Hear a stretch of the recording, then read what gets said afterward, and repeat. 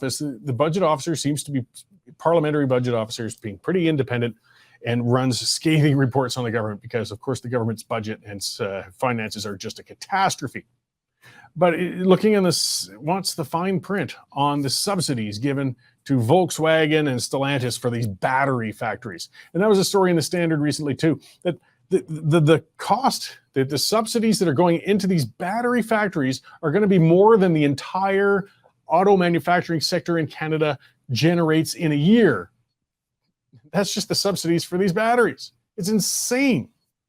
And the parliamentary budget officer saying, I require this information and I'm entitled to free and timely access. So it sounds like it's already getting difficulty getting the information. The government's already covering up their own crap. Of course, once they threw those subsidies into it, the price went up just almost immediately afterwards. They blew their budget before the budget got out of the gates.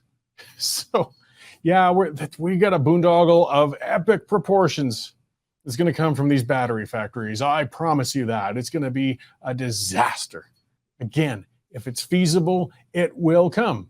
Battery technology has gotten a lot better. That's why we got those battery-powered bikes, battery assist that people take around. And you've even got stubborn guys like me saying he's going to get a battery lawnmower when his gas one gives out. But you got to give it time. You can't force it. And that's what the government's trying to do under Trudeau and his insane obsession with climate change is trying to do with this battery crap. It's going to be just money poured into a black hole. And I assure you, within 10 years, these things are going to be closed. And as E. Sharp, one of the commenters, saying that these battery plants won't produce the jobs that the government says it will either. No, it won't. And somebody calculated out, I think it was the Taxpayers Federation or something like that, but the jobs are going to work out to something like $5 million a job. Come on, you guys. If the goal is job creation, that's a really terrible, terrible number on doing it.